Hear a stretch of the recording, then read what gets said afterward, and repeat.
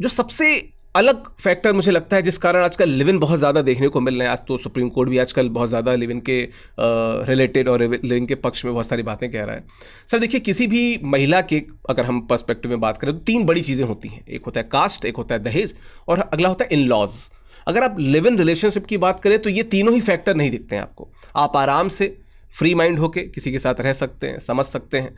और कई बार supreme court ने भी इस बात को कहा है कि अगर 2 साल से ज़्यादा आप किसी के साथ रह रहे हैं तो कहीं ना कहीं एक परिपक्वता की तरफ आपका जो रिश्ता है वो बढ़ रहा है। तो मुझे ऐसा लगता है कि इस कारण से जो लिव इन का कल्चर है वो बहुत ज़्यादा बढ़ रहा है। क्योंकि अगर आप थोड़े मूल में जाएंगे, जैसे आपने बात की, तो तलाक वगैरह के जो केसेस हैं, एक बहुत बड़ा कारण है उसमें कि इन लॉज की बहुत इन्वॉल्वमेंट होती है। इन लॉज मतलब आप जैसे सास, ससुर, ननद, जेठानी और इस प्रकार के जो रिश्ते हैं, तो कहीं ना कहीं ये रिश्तों की जो बाध्यता है वो कम हो जाती है। ठीक है सर। इसके अलावा सर मुझे लगता है कि एक टर्म है जिसको हम कहते हैं व्यक्तिवाद, जहां पे विवाह कोई सामाजिक कर्तव्य नहीं है, ये एक व्यक्तिगत चुनाव है।